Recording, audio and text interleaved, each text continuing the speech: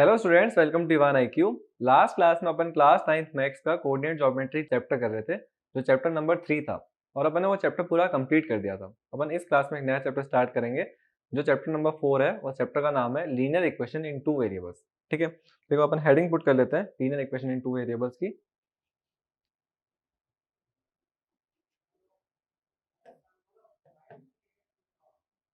Linear equation in two variables, linear equation in two variables. ठीक है, तो अपन ये चैप्टर स्टार्ट करेंगे इस वाली क्लास में। तो लीनियर इक्वेशन टू वेरिएबल्स क्या होता है, इसके बारे में थोड़ा बहुत डिस्कशन। और लीनियर इक्वेशन को अपन कैसे कंसीडर करेंगे कि लीनियर इक्वेशन है, तो अपन इसको पार्ट्स में डिवाइड कर देते हैं। सबसे पहले लीनियर। लीनियर क्या सिग्निफाई करता है कि उस इक्वेशन की डिग्री क्या होगी, डिग्री होगी 1। ठीक है, तो ये आ गया ऐसी इक्वेशन जिसकी डिग्री क्या होगी 1। ठीक है, डिग्री 1 होगी। और उसका ग्राफ कैसा बन रहा होगा, उसका ग्राफ बनेगा उसका एक स्ट्रेट लाइन।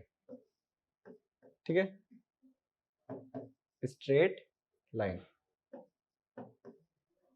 ठीक है, स्ट्रेट लाइन होगा। फिर आता है इक्वेशन वर्ड पे। इक्वेशन क्या होती है, ऐसी चीज जिसका लेफ्ट हैंड साइड और राइट हैंड साइड होता है, और लेफ्ट हैंड साइड और राइट हैंड साइड इक्वल होते हैं। ठीक है, तो इक्वेशन को कोई भी ऐसी चीज जिसमें इक्वल टू का साइन होता है और इक्वल टू के दोनों तरफ कुछ ना कुछ होता है, लेफ्ट हैंड साइड और right hand side. In two, two मतलब टू, कुछ ना कुछ दो होंगे वेरिएबल्स। वेरिएबल्स मतलब दो अननोन होंगे उस इक्वेशन में। ठीक है, तो वेरिएबल्स अपन ऐसा बोल सकते हैं एक्स वाई होंगे, या अल्फाबेट दूसरा है तो पी क्यू हो सकते हैं, अल्फाबेट कोई दूसरा ही है तो ए बी भी हो सकते हैं। तो ये सब होते हैं वेरिएबल। ठीक है, तो अपन जनरली उसको बोलते हैं एक्स वाई, उसमें वेरिएबल्स होंगे। तो ऐसी इक्वेशन जिसमें दो वेरिएबल्स हैं, उसकी डिग्री लीनियर है, डिग्री 1 है, तो उसको बोलेंगे linear equation in two variables. ठीक है, तो अपन कोई जनरल एग्जांपल लेते हैं कि वो लीनियर इक्वेशन है भी कि नहीं। तो ऐसे अपन को बहुत सारे एग्जांपल्स दिए और फाइंड करना है कि वो लीनियर इक्वेशन है कि नहीं। तो अपन को एक एग्जांपल दिया, X square plus Y equals to 8। दूसरा एग्जांपल दिया x plus Y equals to 9। तीसरा एग्जांपल दिया x equals to 10। Fourth example दिया y इक्वल्स टू 8 और x plus Y cube equals to 9 plus Y. ठीक है, अपन को ऐसे अलग अलग इक्वेशंस दी और फाइंड करने को बोला इनमें से जो अपन चैप्टर कर रहे हैं वो कौन सी इक्वेशन। अपन चैप्टर कर रहे हैं लीनियर इक्वेशन टू वेरिएबल्स, उसको फाइंड करना। ठीक है, ये स्वेलिंग हुई है, पिंपल हुआ, ऐसे नहीं सोचना कि कहीं मैं खा के आया हूँ, मतलब ऐसे किसी से यूं वो नहीं हुआ, ये बस पिंपल हो रहा है थोड़ा। चलो यहाँ पे आते हैं। First equation X square plus Y equals to 8। अपन इसकी डिग्री फाइंड करेंगे। डिग्री का मतलब क्या होता है, हाईएस्ट पावर। तो हाईएस्ट पावर कितनी है 2। वाई की पावर तो कुछ है नहीं, मतलब 1 ही तो हुई। तो हाईएस्ट पावर है 2। और डिग्री 2 वाली इक्वेशन जो होती है उसको अपन बोलते हैं क्वाड्रेटिक। पॉलिनॉमियल अपन ने पढ़ा ही है। तो ये जो इक्वेशन है ये कैसी इक्वेशन है, ये एक क्वाड्रेटिक इक्वेशन है। वेरिएबल्स कितना है, एक्स और वाई दो वेरिएबल्स हैं, तो ये quadratic equation in two variables है। पर अपन क्या पढ़ रहे हैं, लीनियर इक्वेशन टू वेरिएबल। तो ये तो अपन की कंसिडर नहीं होगी। ठीक है, इसको अपन हटा देते हैं।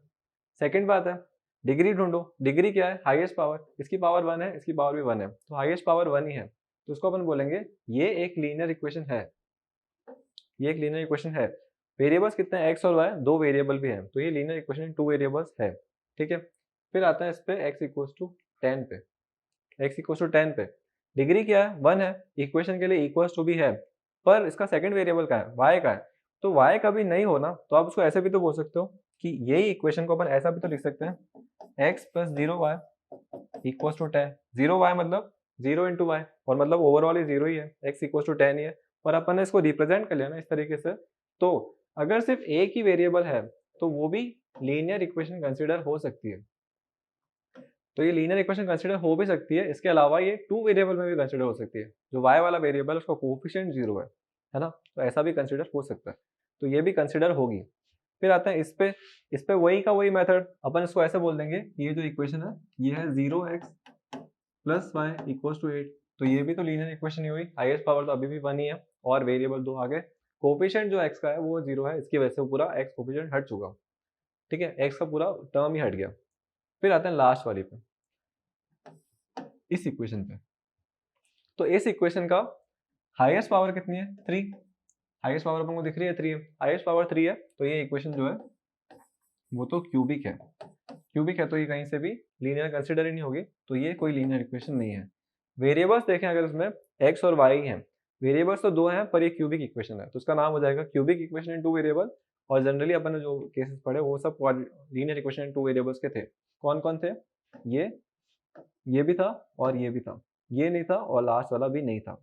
ठीक है, तो ये होती है लीनियर इक्वेशन। तो लीनियर इक्वेशन में दो वेरिएबल्स होंगे, दोनों वेरिएबल्स अगर नई भी हैं तो डिग्री 1 होनी चाहिए, है ना, क्योंकि अगर जो वेरिएबल नहीं है उसका कोफिशिएंट अपन 0 बना लेंगे और फिर अपन उससे कहीं ना कहीं से कंक्लूड करवा ही देंगे। ठीक है, तो अपन अब आते हैं आगे और अपन देखते हैं कि जो भी लीनियर इक्वेशन होती है उसका जनरल फॉर्मेट क्या होता है। जैसे मैंने इक्वेशन बोली x plus Y equals to में 8। ठीक है, तो ये मैंने ये बोली, मैंने ये बोला x इक्वल्स टू वाई, ये भी linear equation in two variable है, और मैंने बोला x इक्वल्स टू 8, तो सब के सब linear equation in two variables हैं। ठीक है, कहीं में दूसरा वेरिएबल नहीं दिख रहा तो अपन बना लेंगे कैसे भी करके, तो ये सब इसका है। पर लीनियर इक्वेशन जनरल इक्वेशन जो जो भी लीनियर इक्वेशन होती है उसका जनरल फॉर्मेट क्या होता है? उसका जनरल फॉर्मेट होता है ax plus B Y plus C equals to 0। ठीक है, ऐसा क्यों? क्योंकि उसमें एक x की टर्म होगी, उसमें एक y की टर्म होगी और एक कांस्टेंट नंबर होगा, है ना, एक कांस्टेंट नंबर होगा, x का कुछ ना कुछ कोएफिशिएंट होगा, y का कुछ ना कुछ कोएफिशिएंट होगा, एक कांस्टेंट नंबर होगा, इक्वल्स टू में 0 होगा। तो अपन को ये जनरल फॉर्मेट याद रखना है। तो अपन ऐसा बोल सकते हैं, ये जो है ये जनरल फॉर्मेट है, general format of linear equation. Linear equation का जनरल फॉर्मेट है इन टू वेरिएबल्स। ठीक है, इसको थोड़ा नीचे करना पड़ेगा अब।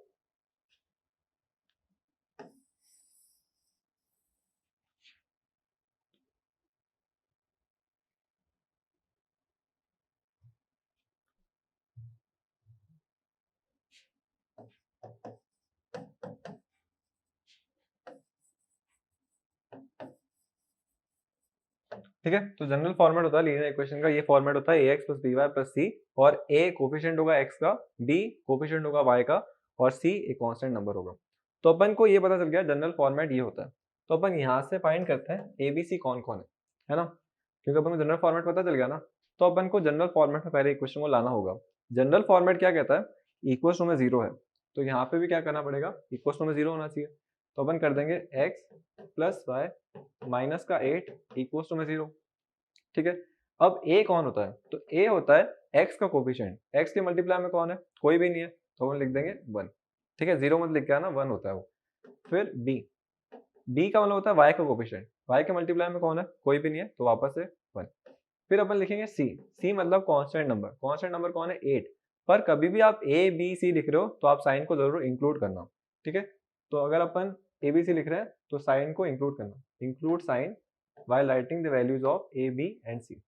ठीक है, तो c की वैल्यू आ गई माइनस का 8, a b c तीनों की वैल्यूज आ गई अपन के पास में, ये वैल्यू आ गई।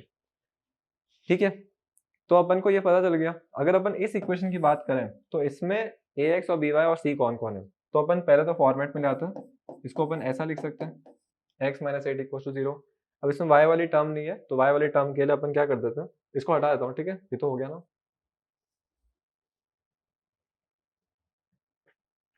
तो y वाली टर्म नहीं है तो उसके लिए मैंने क्या करा, x माइनस या 0 y लिख देता हूँ, माइनस का 8 इक्वल टू 0। ठीक है, x और y दोनों आ गए, 0 कोफिशिएंट है, इसका मतलब y वाली टर्म एग्जिस्ट नहीं करती है, तो ये पूरा अपने बना दिया फॉर्मेट में। अब a को देख लो, a x का कोफिशिएंट कौन है? 1। b कौन होता है? y का कोफिशिएंट, वो है 0। और c कौन है? कांस्टेंट नंबर जो है माइनस का 8। ठीक है, तो अपन को ये भी आ गया पूरा।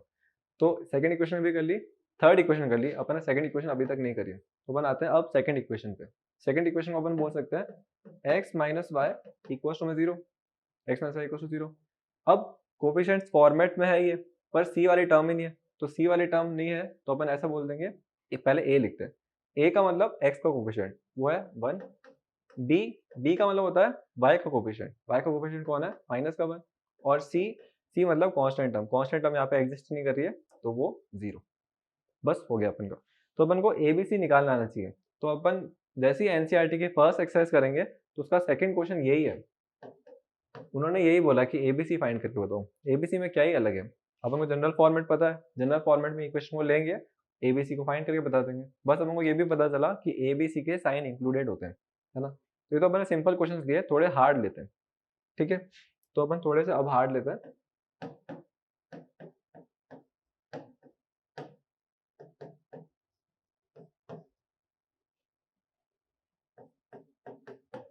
ठीक है, इस क्वेश्चन में अपन को एबीसी बताना है, तो अपन एबीसी पता है कि एबीसी को निकालने के लिए जनरल फॉर्मेट में सेट करना होता है। जनरल फॉर्मेट होता है A X plus B Y plus C equal to 0। तो इसको जनरल फॉर्मेट में सेट करने के लिए इक्वल टू में 0 होना चाहिए, 3/2 पड़ा है, तो अपन क्या करेंगे 0.8x माइनस का 0.9y और 3/2 जब यहाँ आएगा तो माइनस का 3/2 इक्वल टू में 0। ठीक है, तो ये आ गया। अब a की वैल्यू लिखनी है, a की वैल्यू मतलब x का कोफिशिएंट, तो वो हो जाएगा 0.8। b की वैल्यू लिखनी है तो वो हो जाएगा y का कोफिशिएंट, वो हो जाएगा माइनस का 0.9। c की वैल्यू रखनी है, c की वैल्यू रखनी है माइनस का 3/2, है ना, साइन के साथ में लिखना होता है। तो x का कोफिशिएंट 0.8 लिख दिया अपन ने, b का कोफिशिएंट जो होता है मतलब y का कोफिशिएंट होता है माइनस का 0.9 और c मतलब माइनस का 3/2। ठीक है, तो ये अपन ने कर लिया। अब पाई वाला क्वेश्चन करते हैं जो काफी अलग सा है, वो भी देख लो। वो है pi X plus 2 pi Y equal to में 3 पाई। ये एक लीनियर इक्वेशन है भी कि नहीं? सबसे पहले x की पावर 1 y की पावर 1, हाईएस्ट पावर 1 ही है तो इसका मतलब ये लीनियर इक्वेशन है। कोफिशिएंट्स देखो तो x का कोफिशिएंट पाई, y का coefficient 2 pi equal to constant term 3 pi. तो अपन इसको बोल सकते हैं ये है pi x plus 2 pi y minus का 3 पाई इक्वल टू में 0। a कौन होता है? x का कोफिशिएंट। x का कोफिशिएंट कौन है? x के मल्टीप्लाई में जो भी है सब लिख दो, तो x के मल्टीप्लाई में पाई ही है। फिर b मतलब y का कोफिशिएंट, y का कोफिशिएंट कौन है? 2 पाई, तो अपन ने लिख दिया 2 पाई। फिर c मतलब कांस्टेंट नंबर, वो है माइनस का 3 पाई। तो बस खत्म हो गया, अपन को a b c सारे मिल गए, b क्या है, c क्या है, a क्या है, ये सब अपन को अच्छे से आ गया। ठीक है, a b c अपन को ढूंढने आ गए, तो अब इसको छोड़ते हैं, अपन आगे बढ़ते हैं। ये क्वेश्चन तो अपन के हो जाएंगे। अब आते हैं लीनियर इक्वेशन का सॉल्यूशन कैसे निकालते हैं। जैसे अपन को कोई भी लीनियर इक्वेशन दे दी x plus Y equal to में 8, तो इसको सॉल्व कैसे करोगे? x की वैल्यू क्या है, y की वैल्यू क्या है, ऐसा उसको सॉल्व कैसे करोगे? तो मैं ऐसा बोल सकता हूँ कि x की वैल्यू मैं 2 रखता हूँ अगर, और y की वैल्यू 6 रखते हैं, तो ये सेटिस्फाई हो रहा है क्या? सेटिस्फाई हो रहा है। x की वैल्यू 2, y की वैल्यू 6, तो ये 8 के बराबर आ रहा ना, तो ये सेटिस्फाई हो रहा है। तो ऐसी वैल्यूज जो x और y की वैल्यूज होंगी और जो इक्वेशन को सेटिस्फाई करती है, उनको बोलते हैं रूट्स ऑफ इक्वेशन। ठीक है, इस वर्ड को थोड़ा ध्यान रखना, इसको अपन डिफाइन ही कर देते हैं पूरा। तो अपन ऐसे बोल देंगे those values of x and y who satisfies the given equation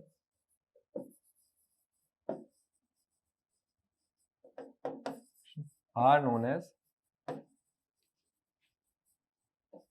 roots of equation. ठीक है, उनको बोलते हैं रूट्स ऑफ इक्वेशन।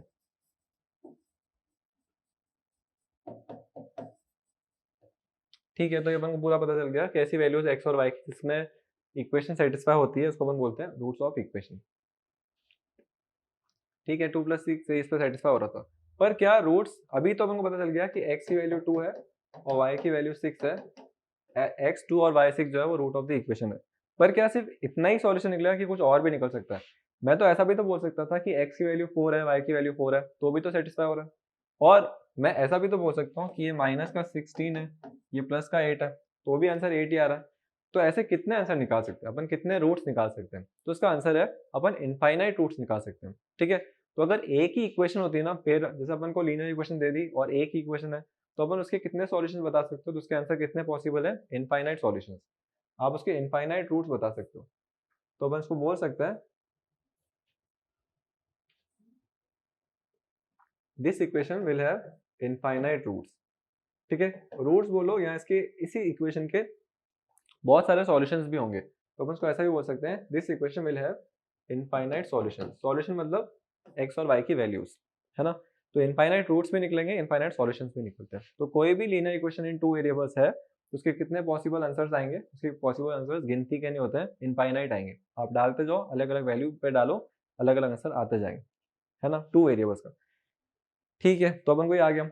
अब देखो ये वाली इक्वेशन 3x + 9 इक्वल्स टू में 0, ये कैसी इक्वेशन है?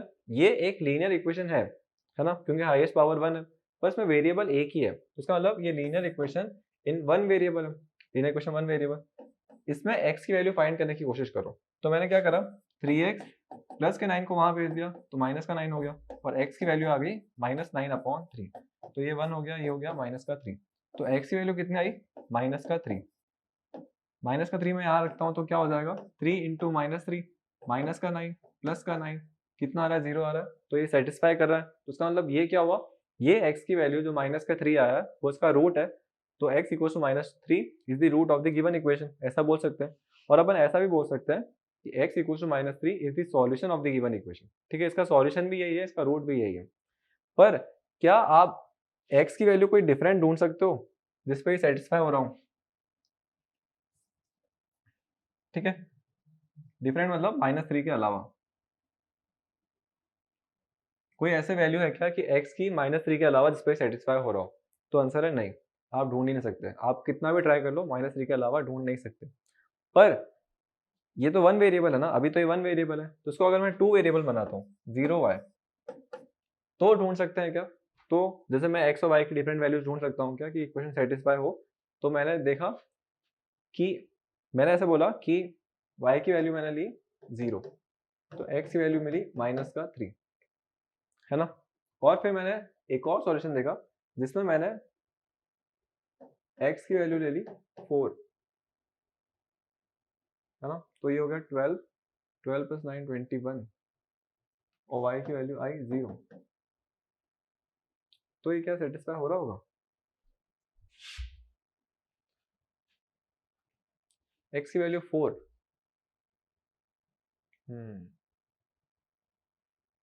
ठीक है, तो मैंने ऐसा बोला कि -3 रखा, x की वैल्यू -3 रखा, y की वैल्यू 0 रखी, तो यहाँ पे क्या हुआ, ये टर्म तो 0 हो गई, x की वैल्यू मैंने रखी थी -3, तो ये हो गया -9 प्लस का 9, और ओवरऑल मुझे 0 मिला, तो ये तो सेटिस्फाई हो रहा है। पर अगर मैं ये वैल्यू रख रहा हूँ x की 4 और y की 0, तो अपन यहाँ पे ट्राई करते हैं, जब मैं x की 4 और y की 0 रख रहा हूँ, x की वैल्यू 4, तो ये हो गया 4 3 12, y की वैल्यू 0 है, तो 0 इंटू 0 क्या होगा 0, यहाँ पे 9 पड़ा है, इक्वल टू में 0 पड़ा है, तो 12 + 9 जो है वो कहीं से भी 20, मतलब वो तो 21 होता है ना, 21 कहीं से भी 0 के इक्वल है क्या, तो इसका आंसर है नहीं, यहाँ पे सेटिस्फाई नहीं हुआ, पर यहाँ पे सेटिस्फाई हुआ, एक ही सॉल्यूशन मिला, क्या और कोई सॉल्यूशन ढूंढ सकता है, मतलब डिफरेंट सॉल्यूशंस के ढूंढ सकते हैं क्या, तो आंसर है नहीं, इसमें अपन डिफरेंट सॉल्यूशंस ढूंढ ही नहीं सकते हैं। तो किसके इनफाइनाइट सॉल्यूशंस होंगे, तो कौन सी इक्वेशन के इनफाइनाइट सॉल्यूशंस होंगे जिसमें दो वेरिएबल्स क्लियरली दिख रहे हो, जैसे इसमें था, इसमें अपन को दो वेरिएबल्स दिख रहे थे, x दिख रहा था, y दिख रहा था, तो ये linear equation in two variables का प्रॉपर एग्जांपल था, और इसकी सॉल्यूशंस कितने थे इनफाइनाइट, अपन इनफाइनाइट ढूंढ सकते थे।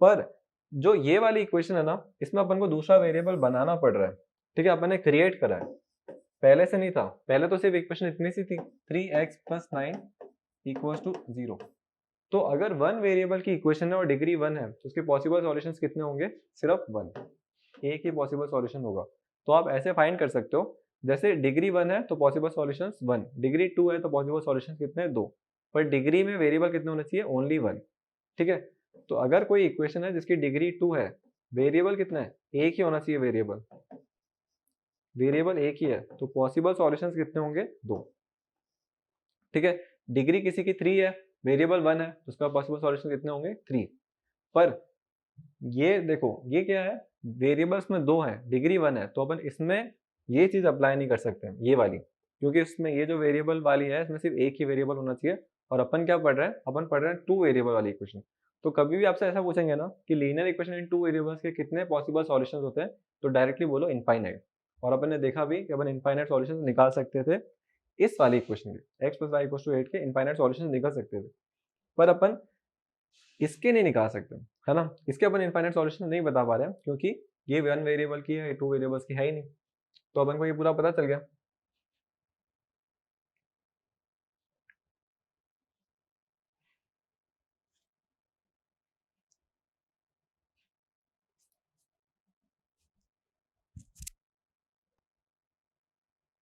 ठीक है, तो ये अपन को पूरा पता चला, अब आते हैं वापस से इसी इक्वेशन पे, ये मैंने बोला 3x + 9 = 0, ठीक है, ये इक्वेशन थी अपन की, अपन बोल रहे हैं कि ये वन वेरिएबल की इक्वेशन है, पर इसको अपन बना सकते हैं टू वेरिएबल की 0y + 3x + 9 करके।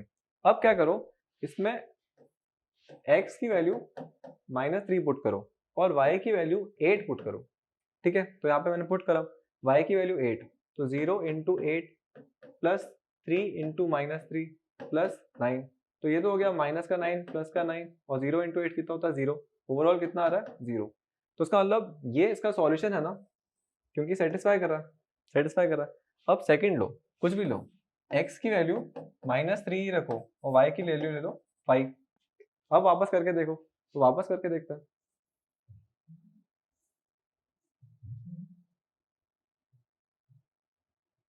ठीक है, तो मैंने क्या करा, y की वैल्यू ली है 5, तो 5 रख दिया यहाँ पे, 3 इंटू -3 प्लस 9 इक्वल्स टू 0।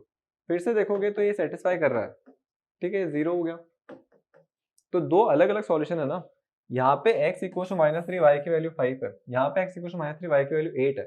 तो मुझे दो अलग अलग सॉल्यूशन मिले, तो ऐसे तो मैं बहुत सारे सॉल्यूशन ढूंढ सकता हूँ। तो यहाँ पे ये चीज भी क्लियर हो गई। ठीक है, तो कभी भी आपको एक वेरिएबल दिख रहा हो तो आप उसको डबल वेरिएबल बना सकते हो, और टू वेरिएबल जैसे ही बन गया वो, तो उसके इनफाइनाइट सॉल्यूशंस हो जाएंगे। तो कभी भी कैसी भी इक्वेशन हो, अगर उसकी डिग्री 1 है तो उसको आप टू वेरिएबल में कन्वर्ट कर सकते हो, और टू वेरिएबल इक्वेशंस के इनफाइनाइट सॉल्यूशंस होते हैं। जैसा अपन देख रहे हैं यहाँ पे, आप कुछ भी वैल्यू रख दो। कंडीशन क्या है यहाँ पे, थोड़ा सा एक ग्लिच है कि x की वैल्यू -3 ही रहनी चाहिए, y की वैल्यू चेंज करते रहो। y की वैल्यू आपको जो लगानी है वो लगा दो, ठीक है, आपको नेगेटिव लगानी है, आपको पॉजिटिव लगानी है, x की वैल्यू -3 रहनी चाहिए, क्योंकि -3 पे ही वो सेटिस्फाई हो रहा है। x की वैल्यू चेंज करोगे तो फिर डिफरेंट थोड़ा फर्क पड़ेगा, है ना। तो अपन कोई भी इक्वेशन हो, अगर उसकी डिग्री 1 है, वेरिएबल 1 है, तो उसको अपन कन्वर्ट कर सकते हैं, मतलब इस तरीके से, जो डबल वेरिएबल में, और डबल वेरिएबल के कितने पॉसिबल सॉल्यूशंस होते हैं, इनफाइनाइट, तो अपन उसके फिर इनफाइनाइट सॉल्यूशंस ढूंढ लेंगे। तो ये पूरा खत्म हो गया। तो अपन को क्वेश्चन पूछ रहे हैं how many roots are possible for given equation, और गिवन इक्वेशन है ये कि इसके पॉसिबल रूट्स कितने हैं। तो अपन डायरेक्टली बोल देंगे ना कि इसकी डिग्री 1 है, वेरिएबल 2 है, तो पॉसिबल रूट्स कितने होंगे, पॉसिबल रूट्स होंगे 2 ही होंगे। तो मैंने निकाल के देखे, मैंने बोला x की वैल्यू 4 रख सकते हैं, y की वैल्यू 5 रखेंगे तो 9 आएगा। फिर मैंने बोला x की वैल्यू 5 रख सकते हैं, y की वैल्यू 4 रख सकते हैं, तो भी 9 आ रहा है। फिर मैंने बोला x की वैल्यू 3 रख सकते हैं, 6 हो जाएगा, फिर 6 प्लस 3। फिर मैं बोला कि माइनस का 8 प्लस का 9 बोल सकते हैं, तो ऐसे प्लस का 8 है ये, प्लस का 18 और माइनस का 9, इस पे भी सेटिस्फाई हो रहा है। तो सब पे पॉसिबल है, मतलब सब पे आंसर निकल रहा है। तो कितने सॉल्यूशंस पॉसिबल है, तो इसका आंसर है, इसके तो इनफाइनाइट सॉल्यूशंस ही होता है ना, अपन डिस्कस कर चुके हैं। तो कोई भी linear equation in two variables हैं तो उसके पॉसिबल सॉल्यूशंस कितने आएंगे, इनफाइनाइट सॉल्यूशंस।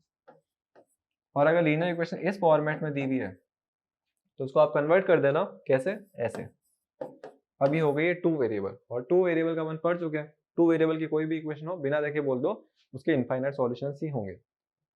तो इस इक्वेशन के भी इनफाइनाइट सॉल्यूशंस होंगे। ठीक है, बस ऐसी इक्वेशंस में क्या होता है, एक्स की वैल्यू फिक्स हो जाती है, क्योंकि फिर वो सेटिस्फाई भी होना चाहिए ना, इसलिए। तो ये अपन को पूरा पता चला कि सॉल्यूशंस क्या होते हैं और रूट्स क्या होते हैं। Roots of the equation find करने को बोलेंगे तो क्या क्या हो सकते हैं, और ये। अब अपन को क्वेश्चन क्या बोल रहे हैं कि कोई भी इक्वेशन दे दी, जैसे अपन को इक्वेशन दे दी 3x plus Y equals to 8। अपन को बोल रहे हैं find 4 solutions which satisfy the given equation. अपन को 4 सॉल्यूशन बताने हैं। 4 सॉल्यूशन का मतलब x और y की 4 वैल्यूज बतानी है जिसपे इक्वेशन सेटिस्फाई हो रही हो। तो मैंने बोला कि अगर मैं x को 0 रखता हूँ और y को 8 रखता हूँ तो वो इसका सॉल्यूशन है। चेक करके देख लो, x को 0 रखो, y को 8 रखो, तो चेक कर, एक बार मैं चेक करा देता हूँ। x की वैल्यू 0, y की वैल्यू 8, तो ये कितना हो जाएगा, 3 इंटू 0, 0 प्लस 8, फाइनली मुझे मिलेगा 8। तो सेटिस्फाई हो रहा है, ये वाली सेटिस्फाई हो रहा है, इसका मतलब ये इसका सॉल्यूशन है। तो ये तो एक बना, ऐसे बहुत सारे बताओ। तो मैंने बोला कि y की वैल्यू 0 रखो और x की वैल्यू रखो 8/3, तो इस पे भी देखो सेटिस्फाई हो रहा है, सेटिस्फाई हो रहा है। ठीक है, फिर मैंने बोला कि x की वैल्यू रखो -1 और y की वैल्यू रखो 9, इस पे भी सेटिस्फाई हो रहा है क्या, तो आंसर है यहाँ पे भी सेटिस्फाई हो रहा है। तो ये तो मैंने 3 सॉल्यूशन तो बता दिया ना, ये अपन का फर्स्ट सॉल्यूशन, ये सेकंड, ये थर्ड, एक लास्ट बोल देता हूँ फोर्थ। फोर्थ वैल्यू क्या रखोगे, x की वैल्यू रख दो -2 और y की वैल्यू आ जाएगी 14। ठीक है, ये भी सेटिस्फाई हो रही है, करके देख लो भले। तो सब पे ये सेटिस्फाई हो रहा था। अपन ने 4 सॉल्यूशन बताए, पर ये 4 सॉल्यूशन मैंने ढूंढे कैसे। ठीक है, मैं तो सिर्फ बस बोले जा रहा हूँ कि x की वैल्यू ये, y की वैल्यू ये, आप कैसे ढूंढोगे। तो आपको कोई टेंशन लेने वाली बात नहीं है। क्या करा करो, x की वैल्यू कुछ भी दिमाग से सोचो, जैसे कुछ भी जो भी दिमाग में नंबर है डायरेक्टली पहला जो नंबर है वही सोच लो। तो मेरे को दिमाग में x की वैल्यू आई 2, ठीक है। अब इस इक्वेशन में x की जगह पे 2 रख दो, तो इस इक्वेशन में 3 इंटू एक्स है ना, x की जगह पे क्या रखा 2, y को कुछ मत रखो, y को मैंने रखा y ही, इक्वल टू में 8 पड़ा, ठीक है।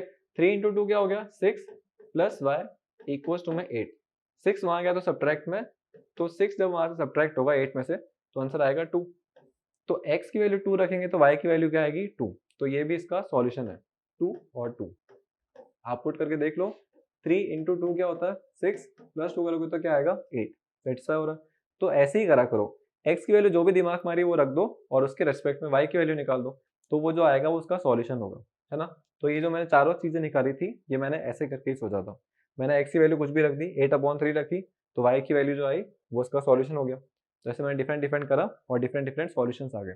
तो इस तरीके से अपन लीनियर इक्वेशन इन 2 वेरिएबल्स के सॉल्यूशंस फाइंड कर सकते हैं, और सॉल्यूशंस लिमिटेड नहीं होते हैं, इनफाइनाइट होते हैं, है ना। तो ये पूरा था सॉल्यूशंस फाइंड करने का तरीका, और कितने सॉल्यूशंस फाइंड कर सकते हैं अपन को, कितने ही बोलेंगे अपन को सारे बताने पड़ेंगे, जैसे 4 बोल दिए, 10 बोल दिए, 12 बोल दिए, 12 के 12 भी बता सकते हो आप। बस different different values of x रखते जाओ और डिफरेंट वैल्यूज ऑफ वाई की फाइंड करते जाओ उसके रिस्पेक्ट में, और वो आ जाएगा, तो वही इसके सॉल्यूशंस होंगे। ठीक है, तो अपन को पूरा ये सब आ गया। अब अपन आगे बढ़ते हैं और ग्राफ के बारे में थोड़ा बहुत डिस्कशन करते हैं कि अपन लीनियर इक्वेशन का ग्राफ बनाएंगे ना तो कैसा बनेगा। तो कोई भी लीनियर इक्वेशन लेते हैं, कोई भी इक्वेशन ली, मैंने ले ली x plus Y equals to 4 और ये बना दिया ग्राफ, ठीक है। ये 1, ये 2, ये 3, ये 4, ये 5, ये 6, -1, -2, -3, 1, 2, 3, 4, -1, -2, -3, -4, ठीक है। तो अब मैंने क्या बोला कि ऐसी कोई इक्वेशन लो जिसको, मतलब ये जो इक्वेशन है इसको ऐसे कोई पॉइंट्स लो जो सेटिस्फाई करते हो। तो मैंने सबसे पहले लिया x का 0, y का 4, ठीक है। x इक्वल्स टू 0 और y इक्वल्स टू 4, x को 0 पुट करो, y को 4 पुट करो, सेटिस्फाई होता है तो इसका मतलब ये इसका पॉइंट है। तो अपन x 0 और y 4 पॉइंट को प्लॉट करना जानते हैं। प्लॉट कैसे करते हैं, तो अपन x का 0 लेंगे, x का 0 ये, y का 4 लेंगे, y का 4 ये, पॉइंट यहाँ पे प्लॉट होगा, ठीक है। अब सेकंड सॉल्यूशन ढूंढो, तो सेकंड सॉल्यूशन ढूंढना मैंने लिया x को 2 और y को भी 2, x को 2 y को 2 लोगे तो क्या होगा 2 + 2 4, तो ये भी सेटिस्फाई हो रहा है, तो मैंने ये पॉइंट को प्लॉट कर दिया, x का 2 मतलब ये और y का 2 मतलब ये पॉइंट बना सेकंड पॉइंट।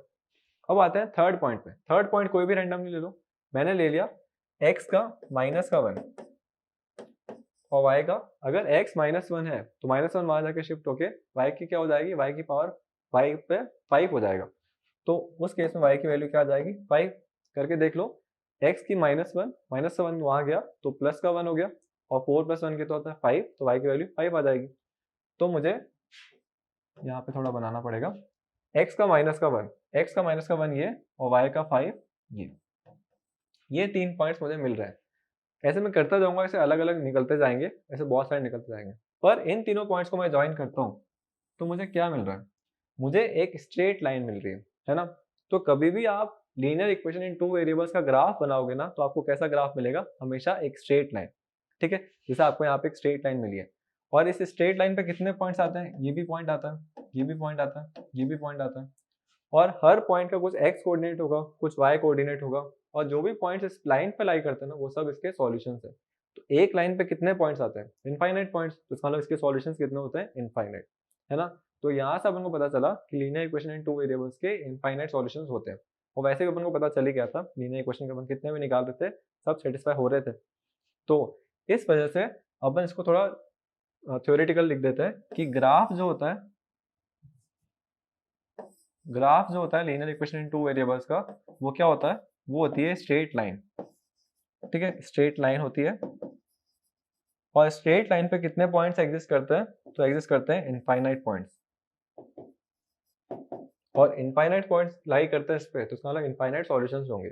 तो अगर अपन इस पॉइंट के कोऑर्डिनेट्स बताते हैं, इस पॉइंट के, तो ये क्या आ रहा है, ये आ रहा है अपन का -1 और ये 5 पे, तो इसका मतलब x इक्वल्स टू -1, एक मिनट, y का -1 आ रहा है y का -1 और x इक्वल टू 5। ये जो चीज़ होगी ना, ये इसका सॉल्यूशन होगा। ठीक है, आप इसको करके देख लो। तो इस लाइन पे जितने भी पॉइंट्स आते हैं वो सब इसके सॉल्यूशंस हैं। इस पॉइंट के कोऑर्डिनेट निकालोगे तो ये भी इसका सॉल्यूशन, इस पॉइंट के कोऑर्डिनेट निकालोगे तो ये भी इसका सॉल्यूशन। तो अगर अपन कोऑर्डिनेट ज्योमेट्री आती है तो अपन लाइन से सीधा सॉल्यूशन बता सकते हैं कोई भी लीनियर इक्वेशन इन 2 वेरिएबल्स की। ठीक है, तो अभी के लिए बस इतना ही। अपन कल इन सबको वापस से थोड़ा कंपाइल करेंगे, वापस अच्छे से पढ़ेंगे कि क्या-क्या जो जो होता है, कैसे-कैसे अपन डिटरमाइन कर सकते हैं, कैसे-कैसे ग्राफ बनाते हैं, कैसे-कैसे अपन सॉल्यूशंस निकालते हैं। एनसीईआरटी का फर्स्ट एक्सरसाइज अपन ने कर लिया है। ठीक है, चलो आज के लिए थैंक यू। और अगर कुछ खराब लग रहा है, कुछ समझ नहीं आ रहा है तो उसके लिए आप रिव्यू डाल सकते हैं, तो उससे हम मेहनत करके सही कर लेंगे।